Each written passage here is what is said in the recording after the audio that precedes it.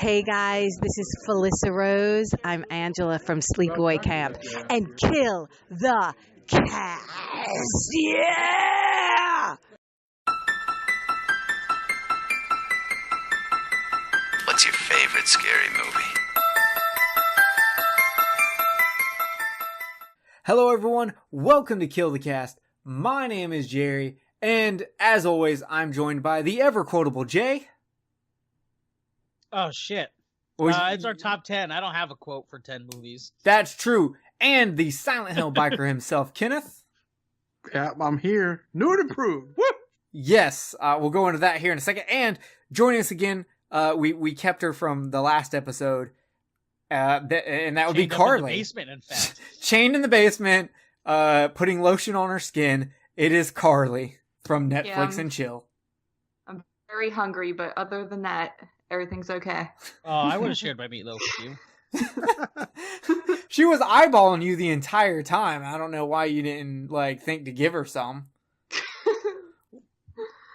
Anyway, so we're going to do our top 10 favorite horror movies of all time. But before we get into that, Jay, what have you been up to? I hit my 700th movie in my movie collecting, so that was pretty cool. And it happened to be a horror movie, too, Day of the Dead, which now I have all of the Night of the Living Dead movies, minus the really shitty found footage ones. Fair enough. So that Congratulations. was a cool milestone. Hell yeah, dude. You actually keep track of how many movies you own? Yes. Holy I have an crap. app that I paid $15 for to do it. Wow. I have the same app, and I paid money for it also, so I can't say shit.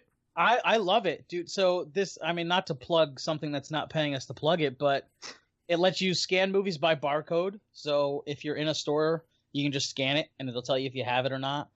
If you're one of those people, you can organize everything by format. So you can, if you wanted to collect DVD, Laserdisc, and Blu-ray or something, you can have it all organized that way. You know what? I'm going to test it tomorrow and see if it'll let me put in Laserdisc. Oh, yeah, you should.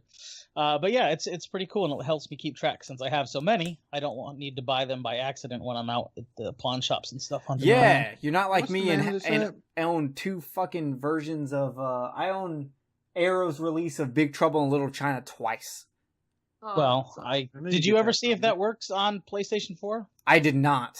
I You need should. to look and see if it's region free or if it is Because locked I to will region buy B. it from you.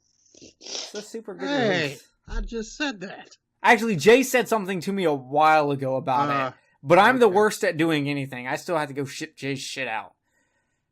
So, fuck me, right? Yeah, the app's called CLZ Movies, right? That's what it's called? Yes. Yeah. Yep. That's what I use, and it's fantastic. Fantastic. It's Yeah, great I think for I'm like gonna get into that too. whenever whenever I put in movies, if it doesn't have that movie, you can edit any information in you want. So like for HorrorPack, when Carly and I do HorrorPack, the exclusive is not in their database. So I have to put in all the information for it. But it's great that it'll allow you to do that. The signed up only for exclusive MoviePack, I have is The Dark Below, and that was in there. Yeah, but no, the HorrorPack ones aren't. I usually have to add them in. All right, so Kenneth, what have you been up to? I got a new badass computer that is the exact same as Jerry's. That's right, baby. I got a new microphone, and so I got a whole new podcasting setup. So that just shows how much I love podcasting. Been getting movies. I got a really badass fucking Friday the 13th bandana that I have never seen before. And other than that, hanging out with my kid, having a good time. Shooting arrows, bows and arrows, living like it's 1912. Yeah. I guess you would have guns at 1912 also, but still, shut up. And Carly, what have you been doing? Not much. I mean, doing schoolwork, wanting to kill myself over it, and regular work has been pretty busy again. But other than that, I mean, I went and saw Winchester the other day with JP, and it was okay. But like those period piece movies just are not for me at all. But I saw that as well. I felt that it relied way too much on jump scares as opposed to actual tension, and that just killed the whole movie for me, as much as I fucking love Helen Mirren. Yeah, I watch a period piece once a month. Then the jokes. Okay, fair enough. And as for me, I got a Laserdisc player and a Laserdisc collection from my dad, and it's awesome. Not a lot of horror movies, but there are some good ones. The Frighteners, Silence of the Lambs, Bram Stoker's Dracula, the original Frighteners, really? Yeah, the Frighteners. I feel like Laserdisc was already over when that came out, but I could be wrong. Nah, baby girl, Laserdisc held on for longer than you think. Apparently, and dude, he showed it on the camera before you got on the call. Dude, it looks fucking pristine. I'm so jealous, man. I mean, I've got Aliens 2, I've got Terminator 2 in full screen and widescreen. You hate that movie. I know, but I have it. I love that movie. I actually got a bunch of action movies. Like there's like True Lies, all the Lethal Weapons, Lethal Weapons 1, 2, and 3, Beverly Hills Cop 1 and 2. Nice. There's some other Didn't you get 48 movies. Hours?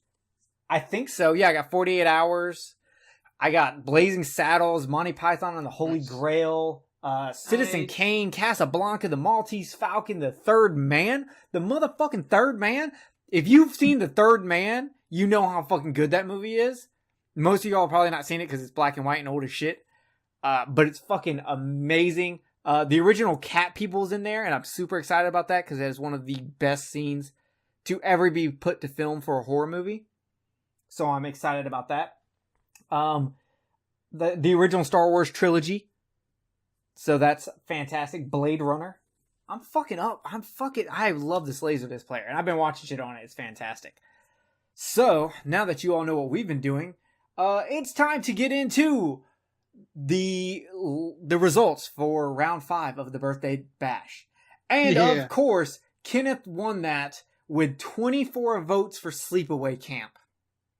That makes sense. I came in second place with 13 votes for Pumpkinhead, and Jay came in last place with 7 votes for Silent Night, Deadly Night. Ugh. Yeah, so Kenneth, how do you feel that one wrong? You won a point. You waited till the last round to drop your fucking big name. None of us saw it coming, and you won. It's not going to be a blowout. You have a point.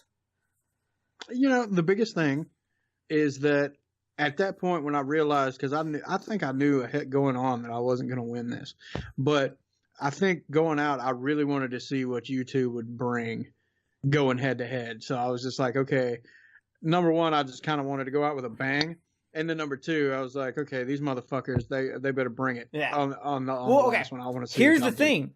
I thought of how we were going to do me and Jay, but then I thought about it and I'm like, well, I shouldn't be the one choosing because I'm going to be in there. So Kenneth, you won that round. I'm going to give it to you to decide who goes first, me or Jay.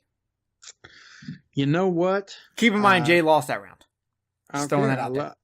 You know, when it really comes down to it, man, I mean, you know, you and I have a special bromance that we got going. But Jay, I want you to go first, man. Yes. All right. What was that? Yes. I feel like I do better when I come in second. Yeah, you're always coming in second. Well, yeah, that's what my dad tells me. All right. So I've thought about this one a lot.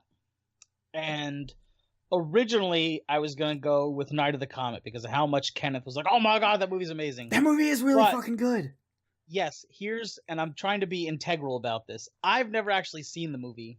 Oh, fair enough. I can't argue anything good about it because I don't know anything about it. I could sure as hell bullshit my way through it by reading off a Wikipedia page if I wanted to. Yeah, you've done it for like 40-something episodes of the podcast. But I haven't seen it, so my inside morality will not let me use that. So I'm going to go with The Gremlins because that's the best movie out of everything I have left. And I know you don't like it, but I know it's a favorite amongst I don't hate fans. The Gremlins. I don't get excited for it like everyone else does. Well, you should because it's fucking amazing. It's a good movie. It just all right, Jerry. What do you? This is great. I have to say why my movie is awesome first. Yeah. I was hoping for something better. I was hoping for more of a horror movie than Gremlins. I mean, don't get me wrong, Gremlins is good, but well, good thing our sudden death doesn't come down to Kenneth choosing. Yeah, it's comedy horror, but it's still horror. Like those the monster design is awesome. Okay, Whether you like the movie or not, the gremlin design is awesome. And I'm talking about the actual gremlins. Gizmo's cute as fuck, but the actual gremlins are awesome. It's funny. It's good. It's a great movie. And the second one doesn't take itself too seriously, which is awesome. And it makes fun of itself because it knows that there's no point in trying to be a sequel to how good the first one is. So they just make fun of themselves the whole time. The best thing that came out of the second movie was a Key and Peele sketch. Listen, Jim. Jim? Who the fuck is Jim? You're Jim for the rest of this podcast. Do you hear what I hear? All right, that's it. You know how good Gremlins is. Okay. Fucking vote for me just so we can have Jerry be sad. You want to sad Jerry? No, we don't want to sad Jerry. What we want when we're talking about horror movies, when we're talking about a year that is defined by just amazing movie after amazing movie, we have to look and see, was there anything that started in that year that just birthed a monster, that birthed a franchise? And regardless of how you feel about this movie, you have to respect what it did, because it changed and evolved and solidified the genre of dolls in horror, and that's Child's Play. You don't like that movie. I don't like it, but you know what? I can argue the fuck out of it. It doesn't matter whether he doesn't like it or not. It's still like just because I don't like it, I can still say Child's Play is a good movie.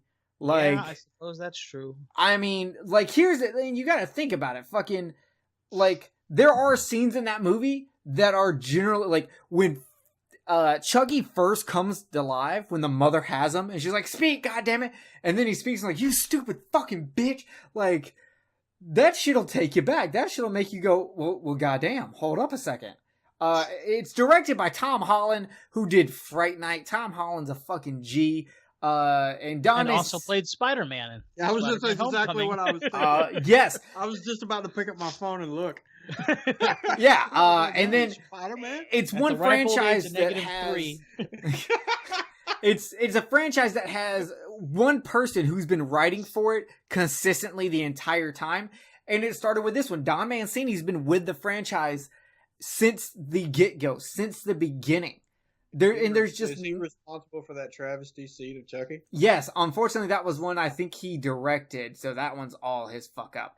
But you know what? We're all allowed to fuck up. We put out the brain scan episode, didn't we? Okay, then shut the fuck up, Kenneth. I think the only person's fault that was yours, asshole. Okay, first of all, no. You also called me the next morning and was like, well, besides the coughing, I suck. That's why we're going to read... button right here works. Yeah, it doesn't.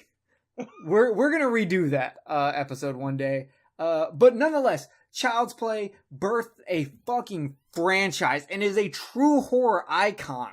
One that when we take a picture of horror icons, Chucky is always in there. So I just don't see how you do not pick Child's Play. Well, if we're going by that, Gizmo is an icon in his own right. So Jared's gonna win with his 2 fucking movies. Doesn't matter. It does matter. Chucky's got way more fucking movies than that. Yep, well, a lot of people only consider the first 3, so that's only one more. A lot of people liked when Jennifer Tilly came in, mostly because of her breast. I am one of I'd those. like to come in, Jennifer Tilly. See? Kenneth would risk impregnating Jennifer Tilly. So what kind of risk? That's not a risk, that's a reward. Oh, fuck. Okay, so nonetheless, I'm choosing Child's Play. I think you're going to win. As my sudden death for birthday year bash. So we'll put the poll up, and we will see who's going to win this. I feel like I'm going to go out with a bang, though. Hey, that's what Kenneth did. I tried to after about 2 minutes. Wait, you're up to 2 minutes now? Holy shit. Yeah, dude. It's amazing what jacking off 5 times a day will do for you. Yeah, 5 times a day, 7 days a week. Yeah, dude. Anyway, so that is birthday year bash. I hope you guys really liked it. I hope you had fun with it. We will be choosing something else to do that will also continue with these polls. So keep an eye out. I don't know what our next one's going to be, but we'll have something, and we'll all once again have to bring movies to the table to battle them out. Carly, who do you think's going to win Gremlins versus Child's Play? I would probably go with Child's Play. Yeah, that's right. Yeah. I mean, I love Child's Play. I like the Gremlins too, but like you said, I'm not like crazy about it because I didn't watch it growing up, so I would have to probably maybe give my vote to Child's Play. No offense. Kenneth, you get to vote this time and you don't have to vote for yourself. Look at that. So you're gonna vote for me? No, you don't like Jerry. You have to vote for me. Everyone fucking loves me. I don't have to love Jerry. It's like a religious experience. I'll suck your dick. I got these cheeseburgers. Okay, man. 1, I've already sucked his dick. 2, I make him. I don't get him cheeseburgers, but I do make him cheeseburger hamburger helper. And then while he's eating it, I tell him about the time his dad taught me to make them, make this food. So you're not going to win this, Jay. Even without all that, considering the events of previous conversations today, Jerry knows how to push my buttons, so he's gonna win regardless. That's true. So I'm gonna win. I've got the bribe material. Is all I'm saying. So I can be like, Kenneth, I'll send you a certain picture, and he'll be like, yeah. And for Carly, I'll be like, Carly, I won't send you a picture, and she'll be like, I'll deal. I think the picture that I sent to Carly was very, very appropriate. Oh my God, Carly, did I tell you Watson listened to the episode and then he messaged me and he was like, did Kenneth really send y'all dick pictures? Yeah. Oh, fuck. Because I thought it really happened too for a second, so I don't blame him. Like, Carly would have been like, I'm never coming back to Kill the Cast again. What the fuck? I try to get the dick pics out of the way to begin with, so that way we can talk about it later. Yeah, we like to start you off with disappointment. Yeah, exactly. All right, so guys, we're doing our top 10 favorite horror movies of all time. This is our personals. These are not the best horror movies of all time. It's just our personal favorites. Maybe one day we'll get into what we think are the best of the best. But even that, it's still very subjective. So for now, it's our top 10 favorite horror movies. We will be going round by round, which means we'll all do our number 10s. We'll all do our number 9s. We'll do everything together as a incestual family. But before we get into the Amityville 2 of top 10 list. Let me say something real quick before we get started. Yes, ma'am. I will have to say, in all seriousness, it has been nice having Carly on the show. Oh, I think she brings like a certain je ne sais quoi. Right, I don't know what that means, but I've heard it before and it sounds good. I don't know what it means either, but thanks. It sounds really good. Love to be here. Yeah. We're just like, Carly's going to be like the unofficial, like, 4th member of Kill the Cast, where we just go, Carly, we're doing this. Do you want to record with us Sunday?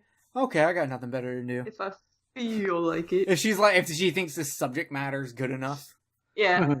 So, all right. So before we get into our top 10s, we decided to give ourselves a little leeway and do runner-ups. But you only get 2 runner-ups. Fuck that. I want 3. No, you only get 2, Kenneth. Okay. I said strictly, we're not going to be one of those fucking shows that top 10 and then we go and choose 2 fucking movies for our number 1. None of this cheating bullshit, Joey Fonte from Horror Mafia. We're doing this legit. Okay? So, with that being said, I'm going to do this in the order that I see on my screen because it'll be easier for me to keep up with everything. No, I want you to spin a random wheel, and whoever's name it lands on is who does it. No, cam girls also have apps. build a wheel and put our names in it. Okay, 1, Jay, I don't have the time for that. 2, this is not 1977. We don't build fucking spinny wheels because we fucking don't have Wheel of Fortune yet. We have Wheel of Fortune. You can just watch that. 3, like I don't have a number 3. And 4, go fuck yourself. Cam girls have these apps where they put these spinning wheels for different stuff that they do on their phones. We could always try that. I'm gonna go with no. But hey, thanks for playing. So with that being said, I guess every once in a while I'll switch it up and I'll reverse the order.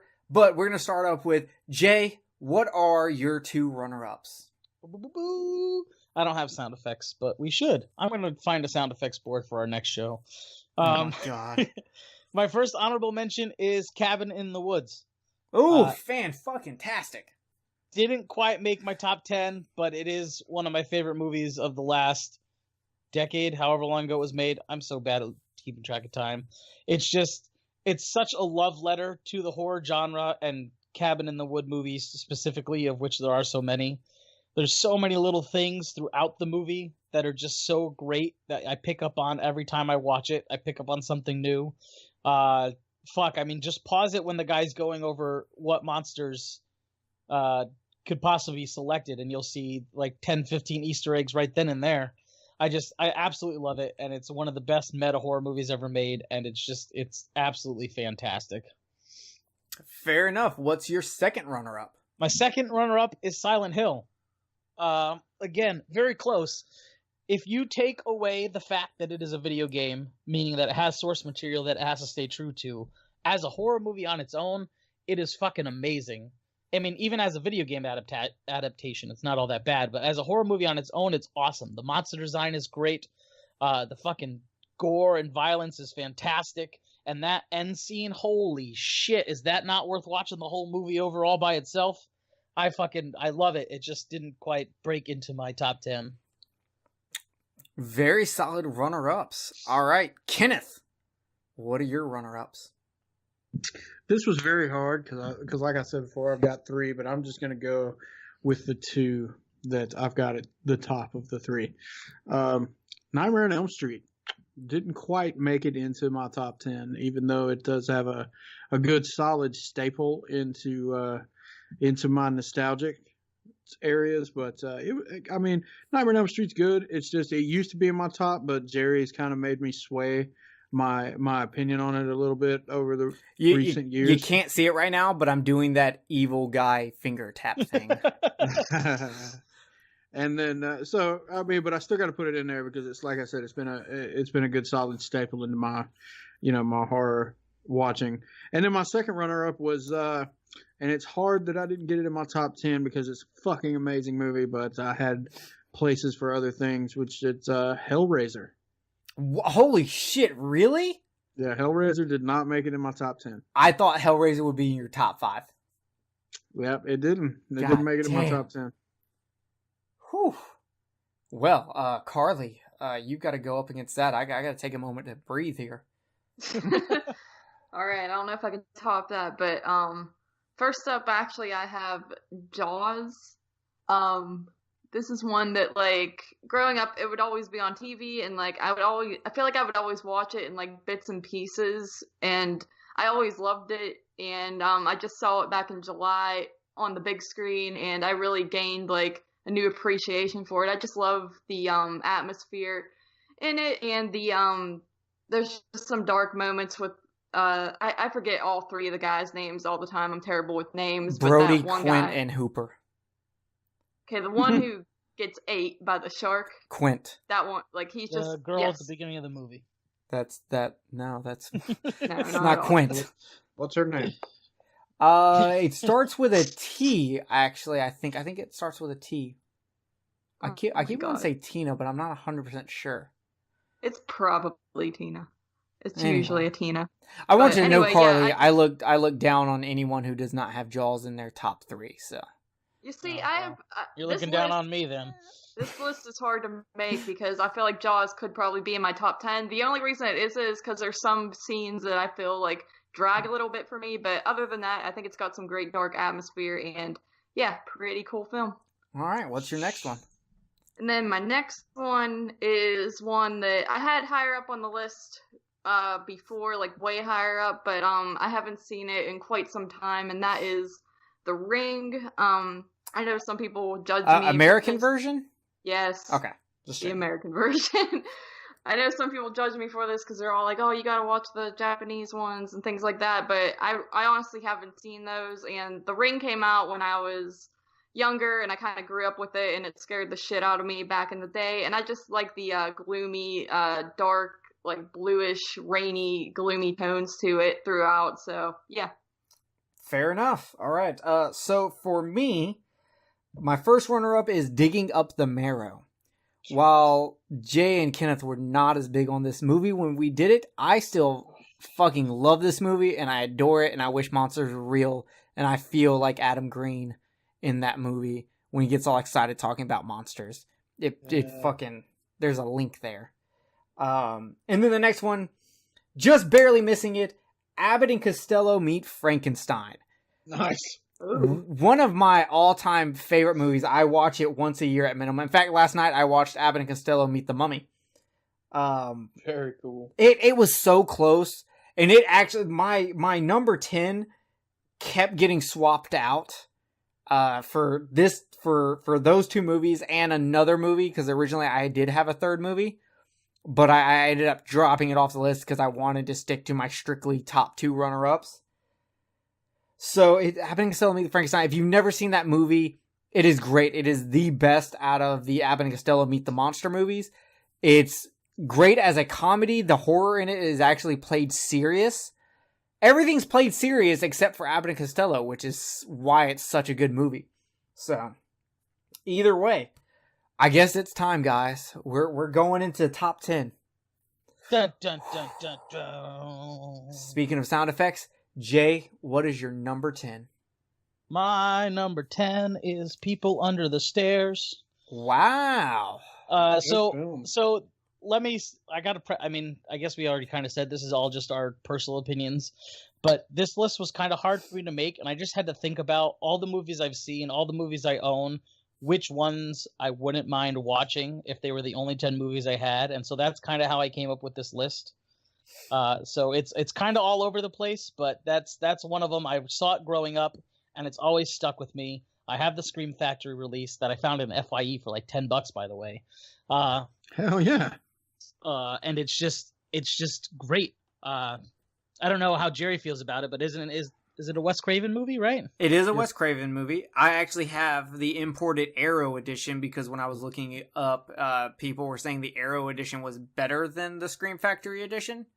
Ooh, fancy. So I found it cheap. It's the reason I bought it. I Yeah. wouldn't have cared if it was regular Blu-ray. Yeah. But yeah, it's got such an original story and such quirky characters, and it starts off super simple with like a small home invasion, and then it just shit hits the fan and everything is batshit insane all the way until the end, with fucking people in bondage gear, weird discarded children who live underneath the house, a daughter or maybe not who's kidnapped, but also like there's like all kinds of shit going on in this movie, and it's one of the ones I can watch over and over again. Not to mention a fucking early Lawrence Fishburne appearance. Yeah.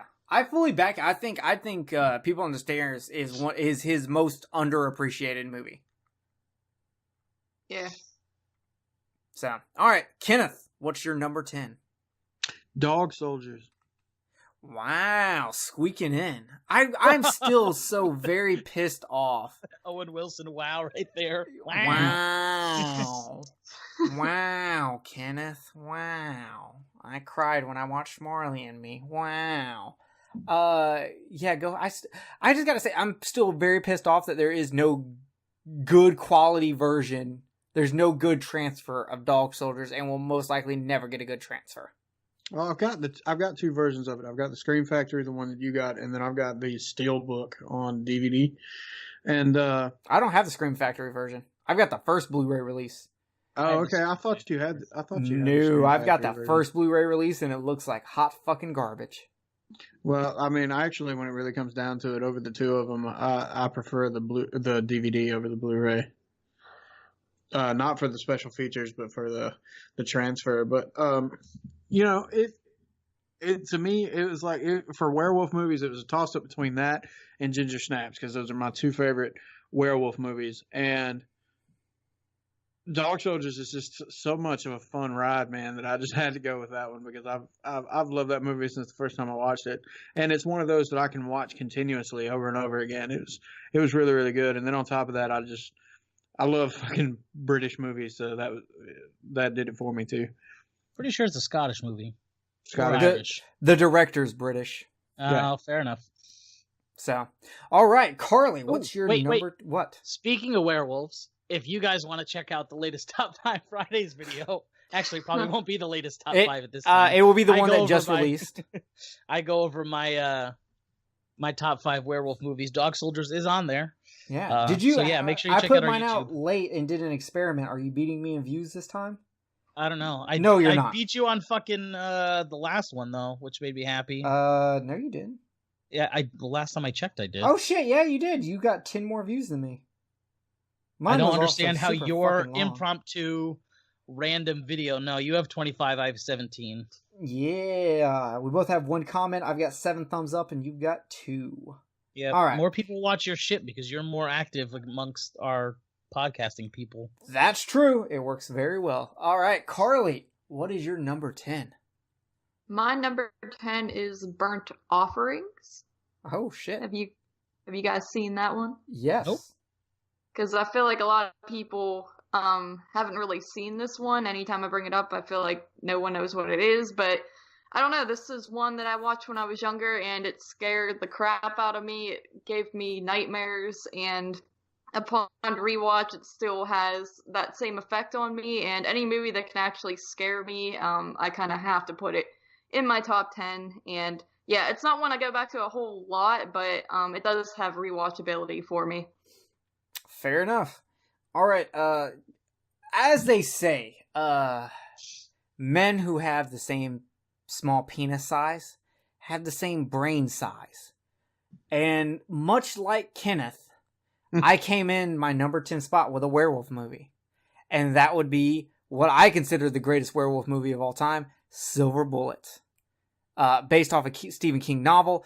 It is about a young boy in a wheelchair as he battles against a werewolf that is killing people in the town. The movie stars Gary Busey's teeth, a boss-ass wheelchair, a firework, a kite, a preacher that probably touches children. That bottle rocket's the real MVP. That bottle rocket's the fucking MVP.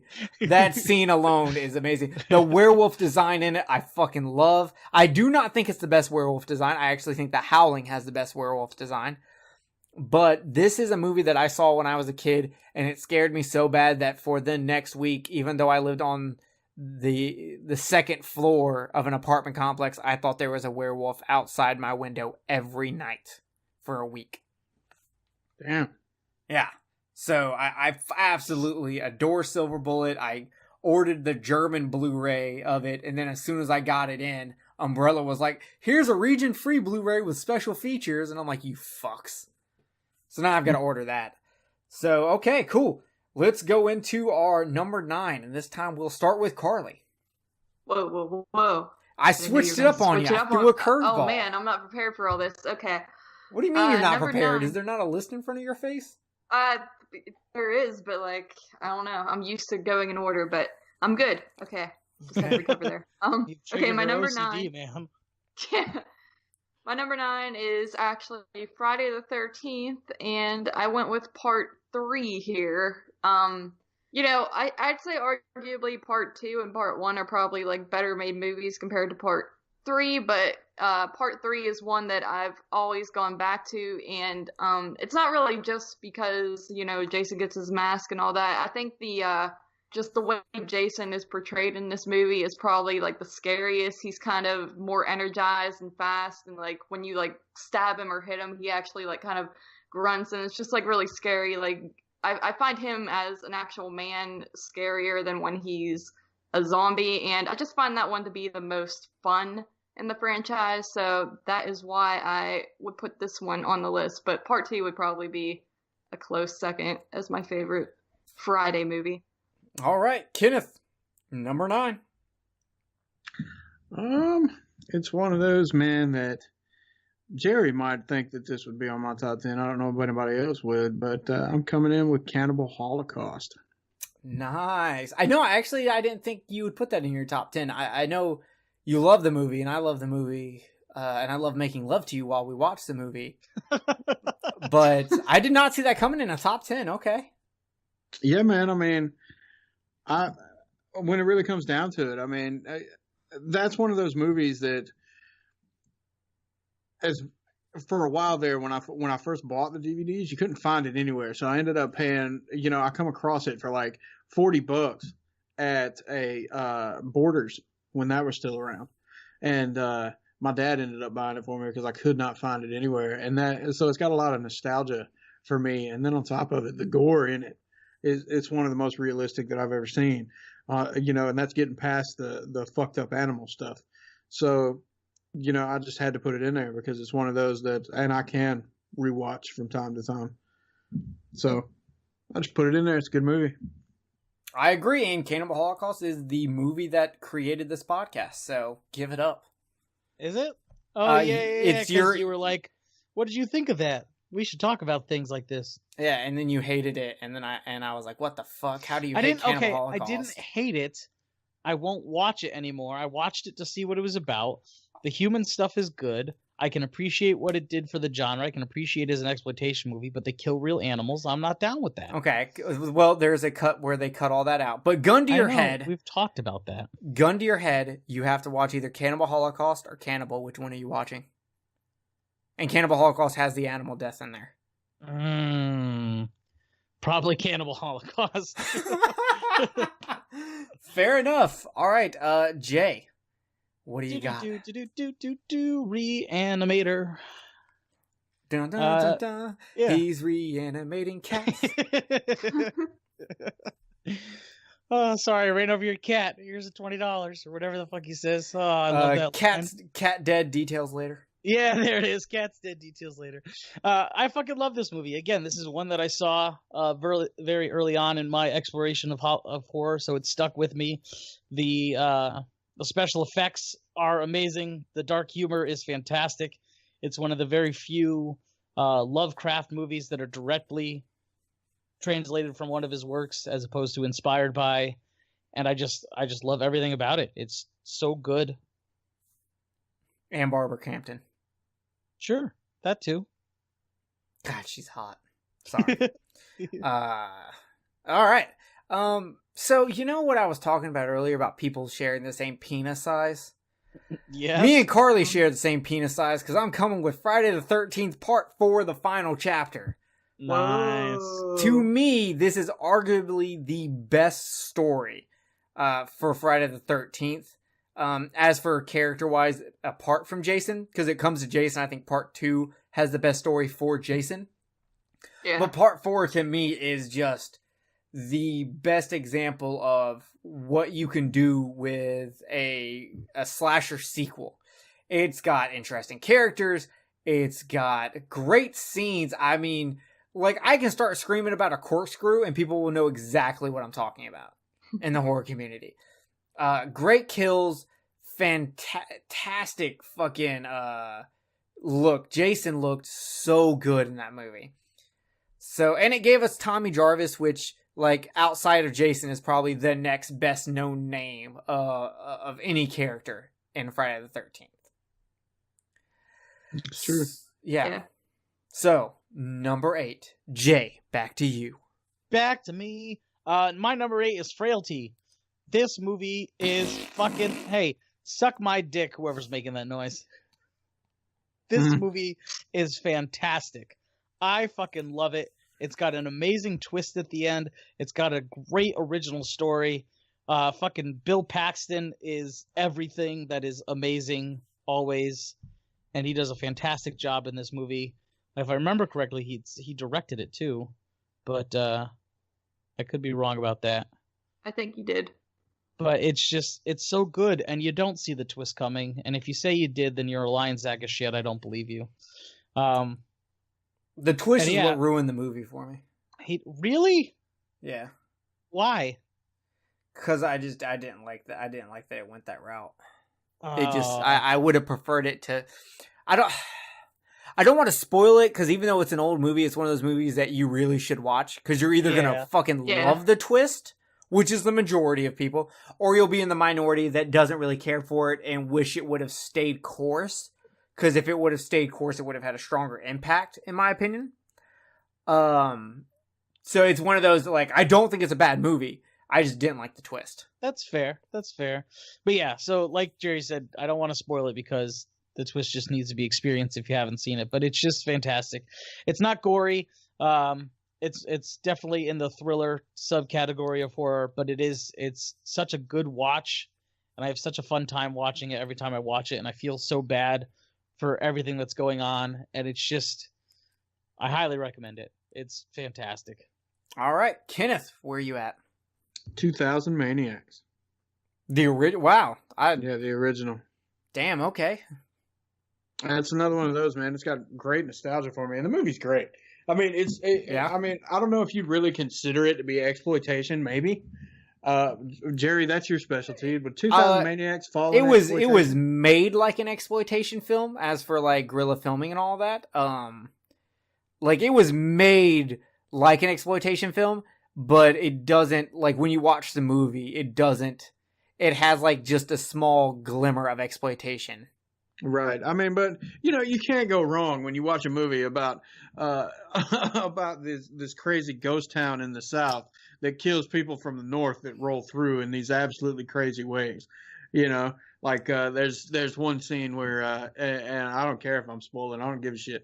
There's a scene where they put somebody into a wooden barrel, and run nails inside the wooden barrel and then roll them down a hill inside of it. Yeah.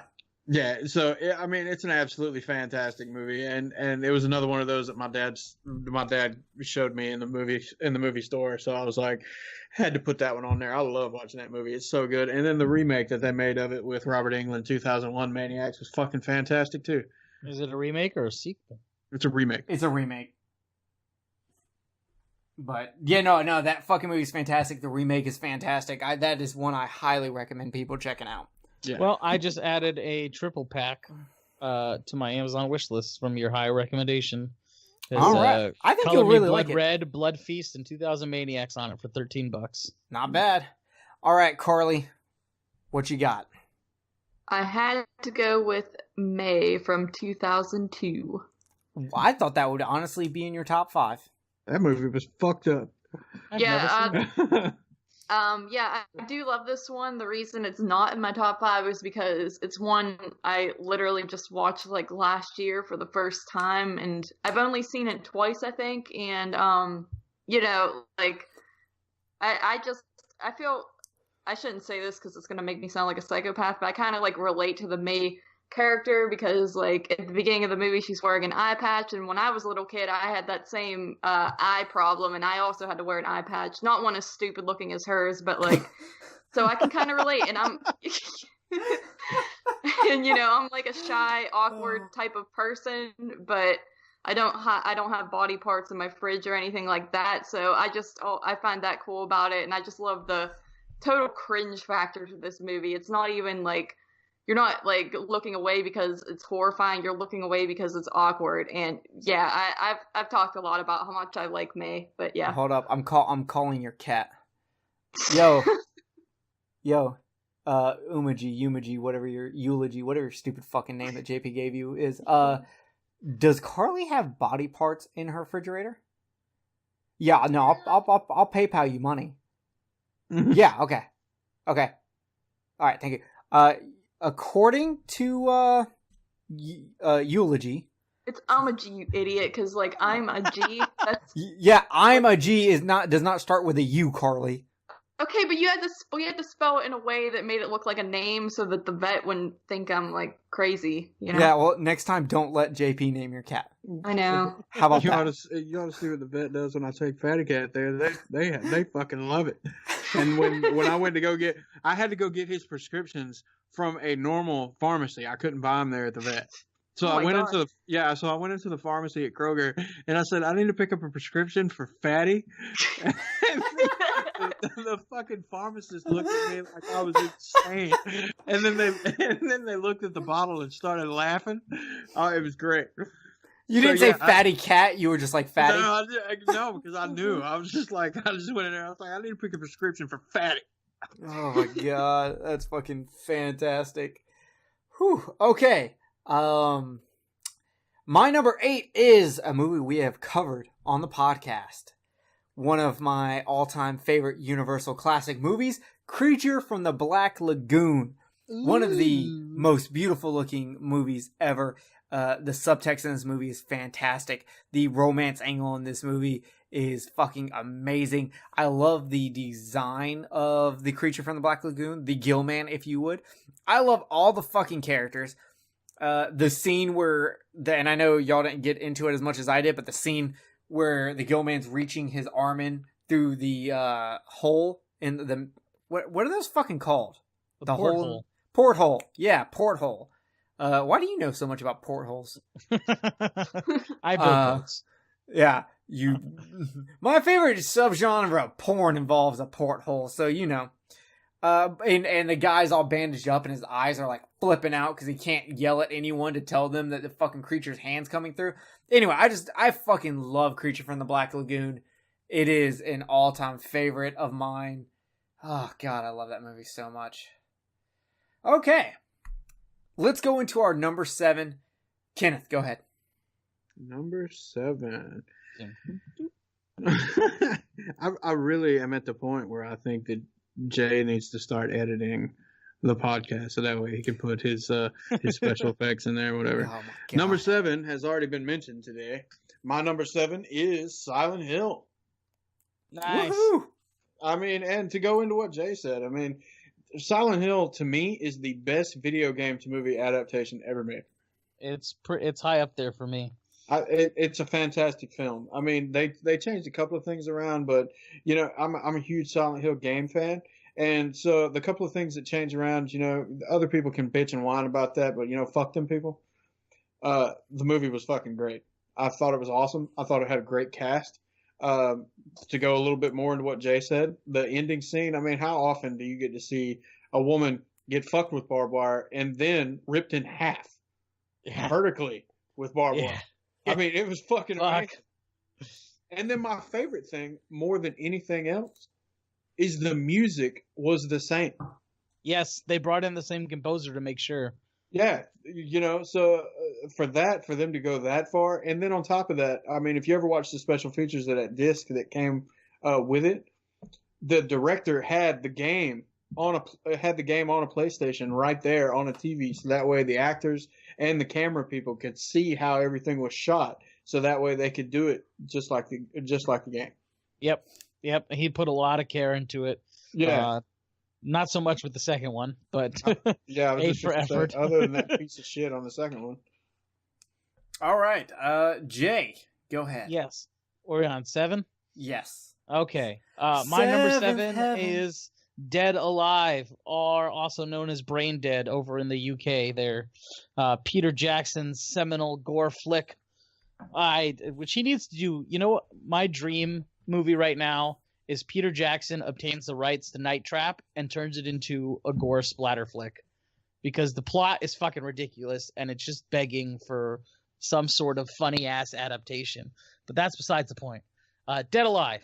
Great. Hold on, I gotta stop you right there. I am so down for this idea that I am almost willing to start one of those stupid petition things that they pass around the internet. Yeah, change.org, .now, no one actually gives a shit about this to make this happen, because there's nothing I want more to see a Sega CD game that helped bring in the game's rating system get turned into the splatter flick that they always pretended the fucking game was. Right? Exactly. It would be so good. And what you could do is don't put it in theaters, put it straight to DVD and film like every single scene, and then instead of playing the game, you could just like skip around, like have the movie set up, but then have it so you can do branching scenes via the menu system, and it would just be ridiculous and awesome, and everyone would buy it.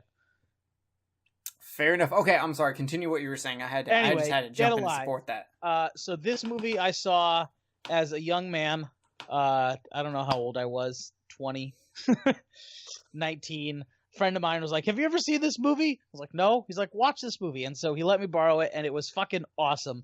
So much random gore, kung fu priests, lawnmower weapons. I kick ass for the Lord. Yes, so good. Oh my god.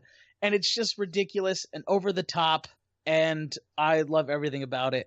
And actually, Frighteners was the first Peter Jackson movie that I probably saw. I didn't even know what Bad Taste was, but then my friend introduced me to Dead Alive, and I've loved it ever since. And it's it's good. There's so much good about it. Also, me saying good a lot is exactly why I write scripts for my YouTube videos, so I can have more things to say than it's good. But yes, fair enough. it's such an amazing splatter flick with so many awesome scenes and special effects to enjoy that everyone should watch it. Yeah, that is a movie that is on the list of movies Kenneth made me watch for the first time. Oh, fun. Yeah, so I dig that movie. All right, Carly, what you got for your number 7? For my number 7, I went with Halloween, the original Halloween. This is one of the first horror movies I had ever seen when I was younger, and I used to replay it all the time on VHS in my mom's bedroom, and to this day I still rewatch it almost every Halloween. I've kind of chilled out because I feel like I get burnt out on it after a while, but like every other Halloween I'll pop this one in, and you know, what can you really say about it? It's a classic film and just one that I grew up watching, so it's pretty special to me in that aspect. I was wondering if you were going to have that on there, because I knew me and Kenneth and Jay weren't, because we all like the Rob Zombie Halloween more. Yeah, I mean, like, I love Rob Zombie's Halloween. The reason the reason this one I just have to put on the list is because it kind of got me into horror. So yeah. Plus, you got him tattooed on you, standing next to the Dude, house from. I'm sorry, I had to. I'm literally going to kill you. And whoa! What? She has this. She has this fantastic fucking psycho tattoo. It's fucking beautiful. So cocksucker Jeremy from 22 Shots started giving her shit because the silhouette of Norman could also look like Michael Myers from Halloween. Like now, I'll give Jeremy that it could, but you're also talking about a silhouette. Yeah. It can look like fucking anyone. Gotcha. I could sit here and claim that it looks like any fucking tall, skinny guy. Like, oh, Carly, you got me tattooed on your leg? That's so nice of you. Mm-hmm. Like, it could be fucking anything. But God, that tattoo. You got to post that tattoo in the Kill the Cast group, Carly. Yeah, I want to see it. You said that last time. I forgot about it. I'll have to do that, yeah. All right. Fantastic fucking choice. My number 7 is my favorite Vincent Price movie. Does anyone know what my favorite Vincent Price movie is? House of Wax 3D. God damn right. Both of you had it right. House of Wax 3D is my favorite Vincent Price movie. His acting in this movie to me is just great because when he gets in the wheelchair, he gets very subtle, and because he's supposed to be wearing that wax mask, and it's just fucking great. It's a very creepy fucking movie. The idea of the movie creeps me the fuck out, like going to a wax museum and it's actually like real fucking bodies. Like, fuck that shit. And it has a great fucking finale. When Vincent Price is like kind of walking around when he's like stealing bodies and shit, he does what I call the fucking creeper from Scooby-Doo walk. Mm-hmm. And I swear they had to have like stole that from that, but I absolutely fucking adore this movie, and I wish more people would put it in their top Vincent Price movies, but it usually gets beat out. But it's fantastic. If you haven't seen it, please go fucking see that shit. I actually haven't seen it. I need to watch it. Me neither. I want to watch it though. You fucking whores. Listen, you know about me and older horror movies, man. I have a hard time sitting down to watch them. Can we do an episode on the podcast of it? Yes. We can have both of you on and y'all can watch it for the first time. What was it? What was the other one they remade where he invites everyone and if they survive they get $1 million? House on Haunted Hill. Yes, I watched that one year for my Halloween movies and I thoroughly enjoyed that, so. Yeah, I like that one. I fucking love it. All right. Let's move on to number 6. Carly. My number 6, I gave it to Joyride. I love me some road horror movies, and for a while my favorite road horror was The Hitcher, but upon rewatch I kind of had some issues with it. So with Joyride, that's another, yeah. Okay. Yeah, but like, Joyride, it's another one that I grew up watching, and it's got some, like, funny moments in it, but then it's also terrifying. I think the Rusty Nails character is fantastic. I don't really care for the sequels all that much, unfortunately. I know a lot of people enjoy those, but yeah, the first Joyride, one that I've always loved. That's a great All right. movie. I like the third one the best because it turns into Saw on wheels. It really, yeah, it does. The reason why I asked you if you were talking about the original Hitcher is because I prefer the remake. Really? Yeah. That's surprising. See, the remake I feel like doesn't really just do, and it's just feels like a watered down version to me a little bit, but like it's okay. I hear you. I mean, different strokes. I mean, because Yeah. I don't know what it is. I mean, I don't think it was the actor's portrayal of the characters that I liked as much as I liked the look. I like the look of the movie better than I like the original one. Mm-hmm. Yeah, I can understand that. All right, so Kenneth's number 6 is the Hitcher remake. It actually was on my list, and I took it off today. Wow. Okay. Yeah. Kenneth, you're number 6. Nightbreed. Okay, yeah, I knew this was going to show up. Yeah, Nightbreed. Got to be there. So I guess for that fantastic episode, we did an episode on it, so everyone should go listen to how Boone fucked up everything. Yeah, he did, that piece of shit.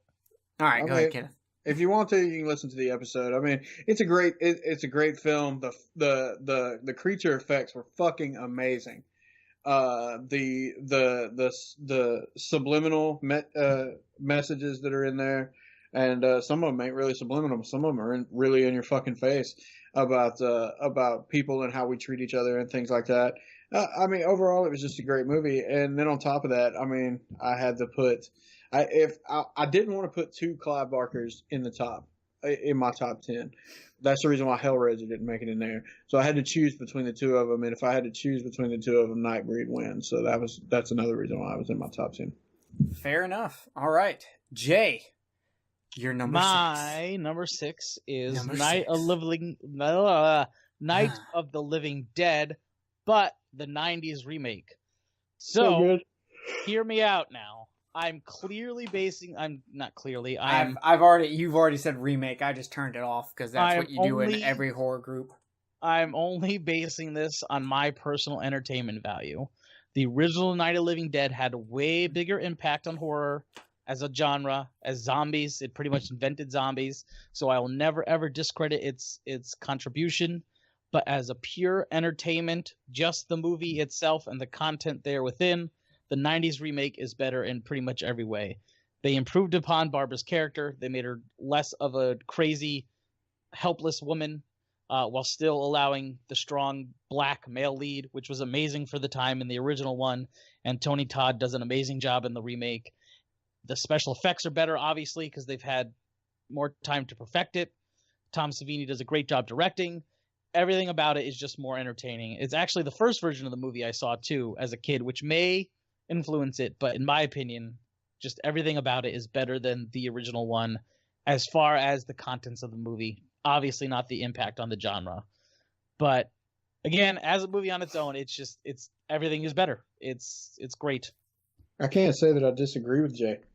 I mean, don't get me wrong, the original was the first horror movie that I can remember watching, but the 90s remake was fucking fantastic. And I would honestly be willing to say, out of all the remakes that have been made of Romero's movies, that one was the best one. I think that the Dawn of the Dead remake was good, but that one beats it out. And then the Day of the Dead ones were just fucking shit. The Day of the Dead ones were shit.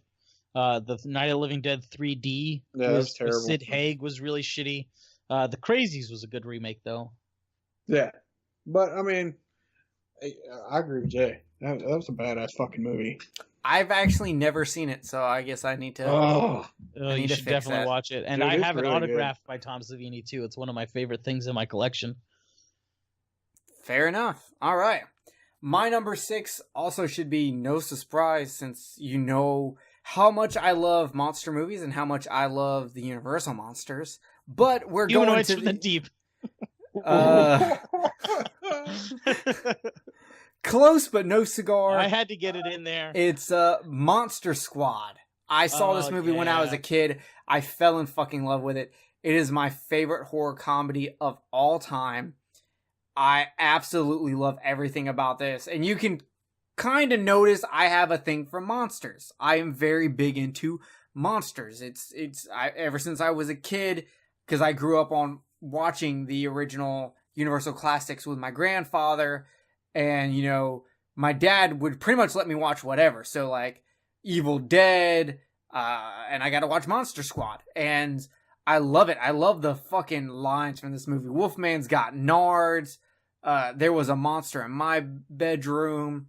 Fucking, oh my god. If you've never seen Monster Squad, you are in for a fucking treat, because it's a universal classic monster version of the Goonies.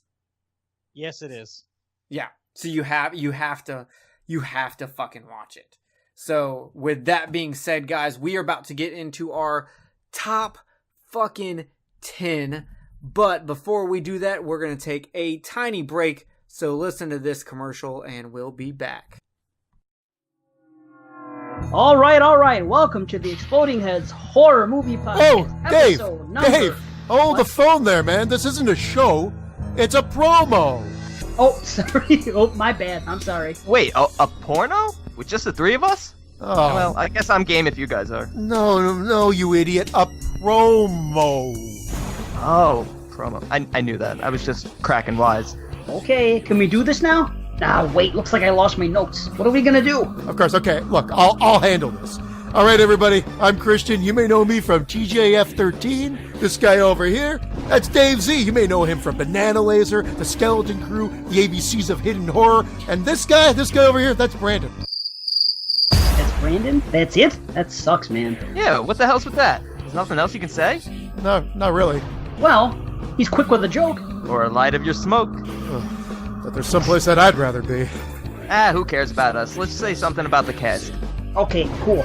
We're the Exploding Heads Horror Movie Podcast. We review, dissect, critique, and make fun of horror movies new and old. Sounds a little bit cliche, but I guess it's okay. Dave, why don't you tell them a little bit about some of our big shows, like the 40 Years of Horror, our top 50 slashers, even our classic format of pairing a new and an old movie together. Yeah, and how I have to edit like 3-4 hour shows twice a month just because we watch and review so damn much. Yeah, and how we do feature-length reviews, shorter length, round-robin reviews, top 20 topics, and a lot of fun interaction with listeners. That about covers it. All right, sounds good, guys.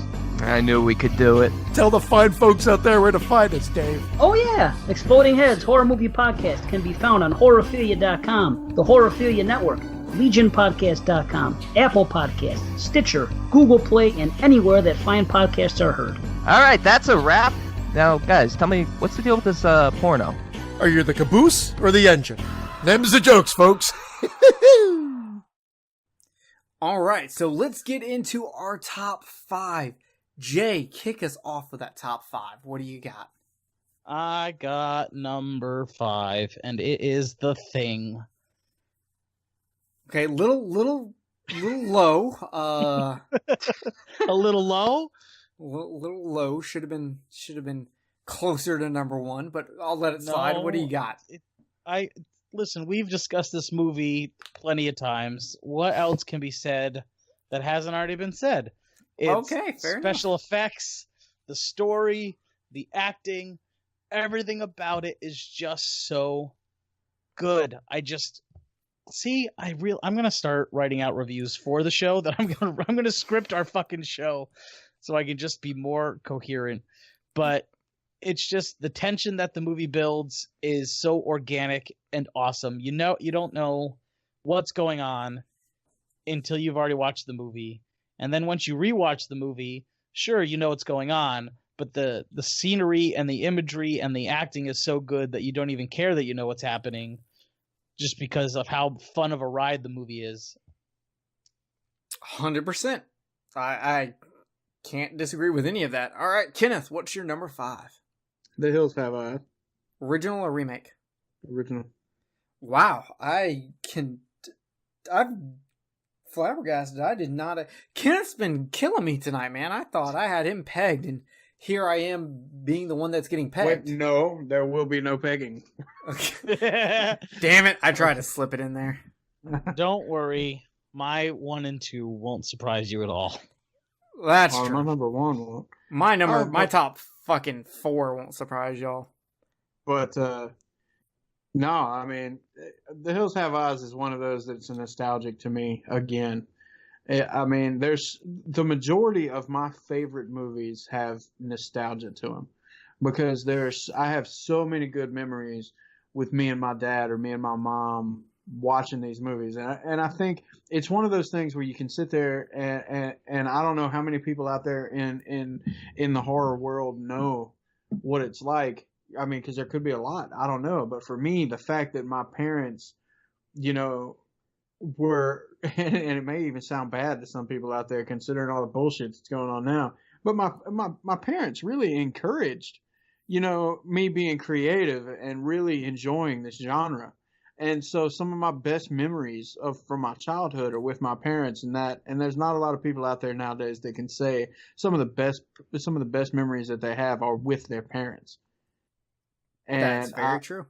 Right, and I feel like I'm one of those lucky people that can say I have some really, really great memories of my childhood with my parents, and a lot of it's centered around some of my favorite movies, and The Hills Have Eyes is another one.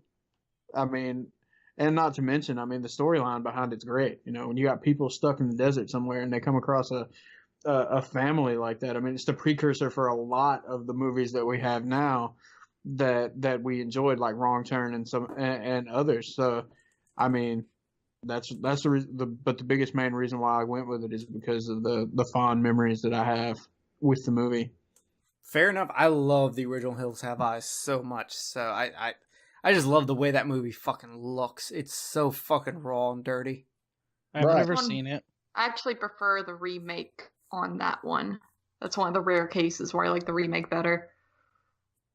Fair enough. It's a fantastic remake. Mm-hmm. I've only seen the remake. I keep meaning to watch the original. I never get around to it. And I'm not going to deny the remake was really good. There was a time when I think Jerry was there where me and Jerry were for definitely we were hanging out at a friend of ours' house like all the time, and that movie was constantly playing. Yep. Yeah. All right, Carly, what is your number 5? My number 5 is the Texas Chainsaw Massacre Part 2. Mm-hmm. I just find this one to be fun and very rewatchable. And for some reason, I just love the radio station setting. Like, I like that about movies like The Fog as well. I just like that laid back radio station place or whatever you want to call that. And have you seen Pontypool then? No, I haven't. Oh, that takes place entirely in a radio station, and it's fucking phenomenal. Really? I'll have to check that out. But yeah, I mean, like, this movie, it definitely has, like, some problems to it, but at the same time, I just really enjoy it. I love the first one, too, don't get me wrong, but I would definitely rewatch this one more just because it's the more fun one out of the two. I'm half and half on that movie. I really like Stretch. I really like Chop Tot. I fucking hate Dennis Quaid's character. Or Dennis Quaid is here. Dennis Hopper. Yeah, him. Yeah. Fucking not Dennis Quaid. Jesus.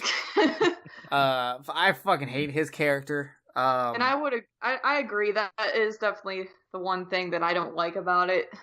But yeah, I don't know. Yeah, so that's whatever. All right, so my number 5, I know, I'm almost positive neither Jay or Carly have seen this. Kenneth has, because I made him watch it. And that's Matango, which is a movie by Toho Studios. It is done by the same people who've done, like, all the original Godzilla movies. It's directed by Ishiro Honda. Eiji Tsuburaya did the special effects. I absolutely love this movie. It is a precursor to The Thing for me, just on how it treats paranoia and how paranoia really is the disease of the unarmed, like, and how much it grows. It came out in America as Attack of the Mushroom People, which is a terrible fucking name. But it's one that I so highly recommend. I know 10 out of 10 Derek's with me. He fucking loves Matango. And it is a movie that I highly say, if you like psychological films, if you like movies that are really driven off paranoia and humans turning on each other, it's one you have to fucking see. So if you like the Toho science fiction movies, or you like paranoid induced psychological movies, definitely fucking check it out, and don't let the name Attack of the Mushroom People ruin it for you. Because I know there's going to be some people that are going to be like, Attack of the fucking Mushroom People, get the fuck out of here. Either way. It was actually a good movie. It was very strange, but it was actually a good movie. Yeah. So, all right, let's jump back into it with number 4. Kenneth, number 4. My number 4 is the Evil Dead remake. Oh, shit. Wow. I can't say anything bad about that. That movie was so fucking good. Don't get me wrong. I love the original movies. I do. I think they're great movies. But for a remake, I have to give that one credit. That movie was fucking phenomenal. And, I got a very, very, very, very soft spot in my heart for that movie because I went to the theater in Panama City with Jerry to see that. Yep. And when we both were in the theater watching it, I mean, it was just, I was just blown away by it. It was so fucking good. Because we were so skeptical. We were like, they're gonna fuck this up. There's Right, no way. How do you fucking remake Evil Dead? And like, oh, well, they changed some names around. And we're just like, all right, they're fucking up already.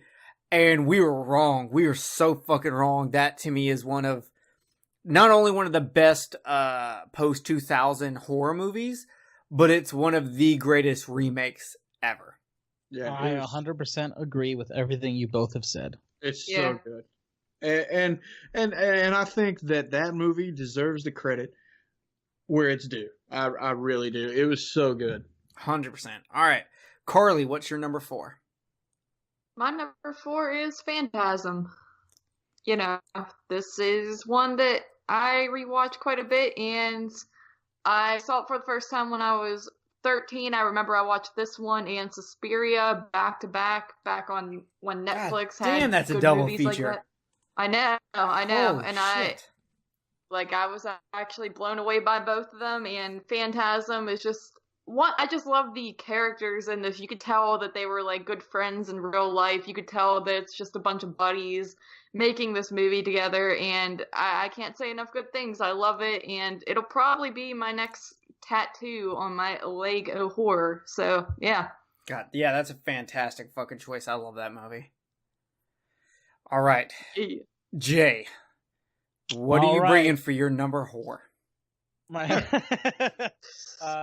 Frankenhooker. No, I'm just kidding. So I mentioned that it might make its way to my list, and it did. And after lots of contemplation, I gave it the number 4 spot, and that movie is Get Out. Good fucking film. I've talked about this movie ad I fucking knew nauseam. this. I knew this would make your top 5. I knew it would make your fucking top 5 with how much you've talked about it.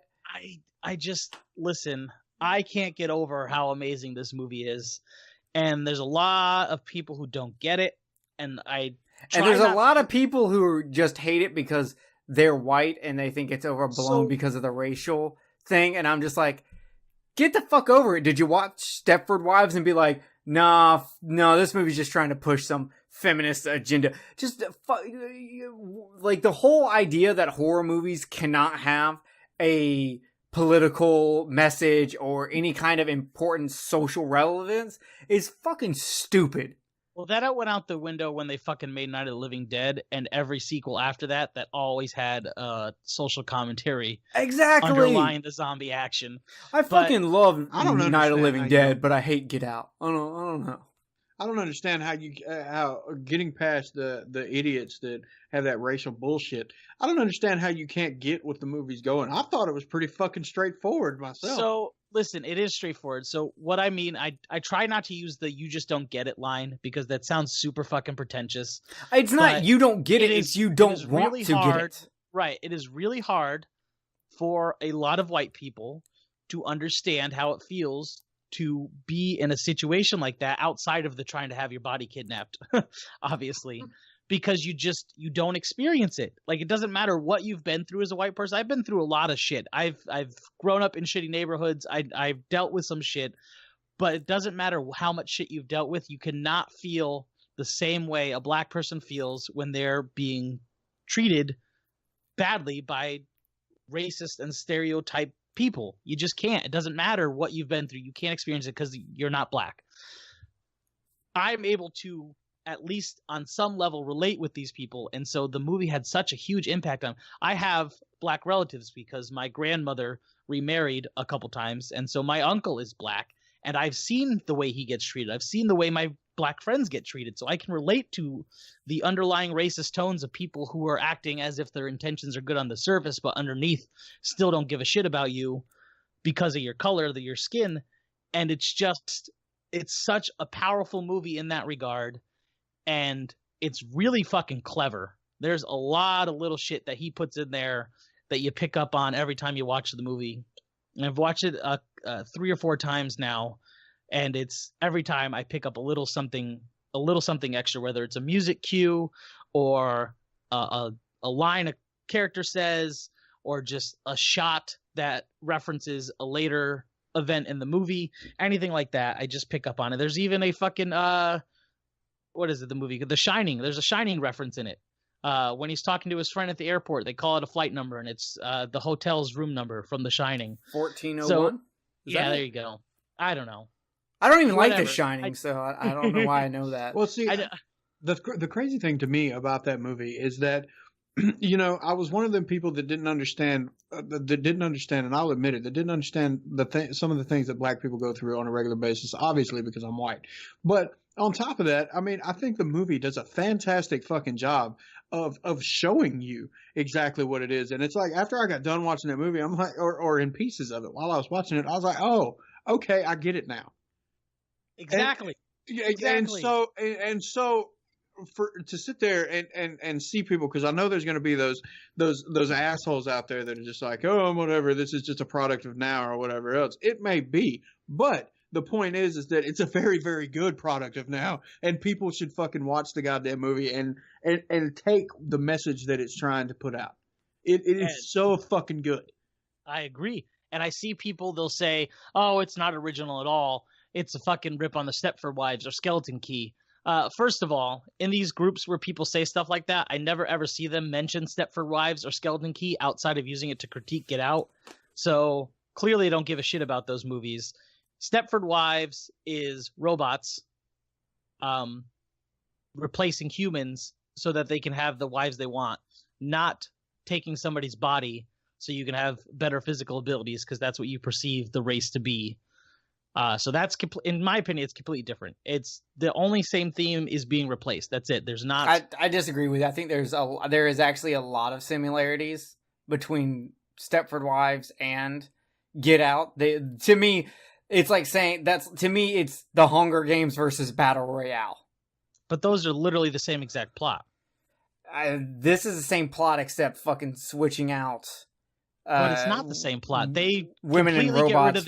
They completely get rid of their wives in place of androids that do whatever they want. These people are completely getting rid of black people. They're taking somebody's consciousness, forcing it to live inside of their body while physically having control of their body. That's way more... they're getting rid of a black person just like they're getting rid of their wife to replace them. But they're not doing it to make the black people more complacent. They're doing it because they want a new body. There's an argument there. I think in general, overall, they could be doing it to make black people more complacent, because when all the black people are actually white people, they will all be complacent in the eyes of those white people. Maybe we should do a Get Out episode and go into further Horror Coliseum, Stepford Wives versus Get Out. Oh, well, Get Out wins. Get Out would win. Already. But still. But, you know, I'm sticking with that. I got to say this since we're on the subject. But, you know, the idea of being a person trapped deep down inside your own body while somebody else is controlling it. Can you think about how fucked up that is? It is really fucked up. But then on top of it, it's a fucking white person and you're a black person. Right, man. I mean, the whole idea behind that is just like, Oh my god, man! I can't even fathom how fucked up Hold that up. would be. Jay, all I can think about is Dragon Ball Z Abridged Piccolo.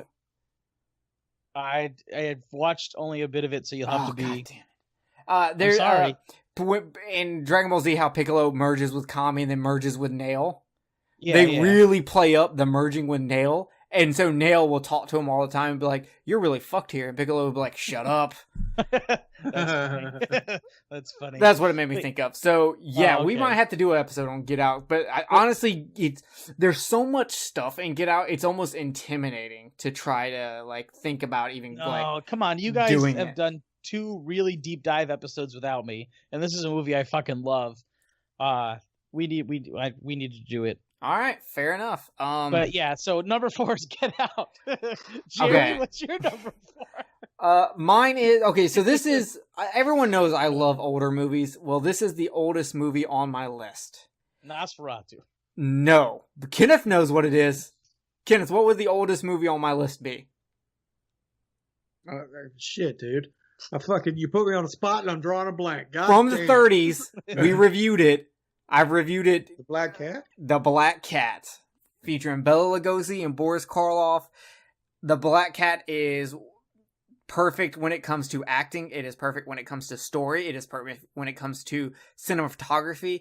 It is perfect when it comes to... There's one, like, fucked up... There's one thing in there that I don't like that deals with why some random chick just passes out randomly. But... everything in this movie is just fucking great. They get away with shit I can't believe they got away with in the fucking early 30s.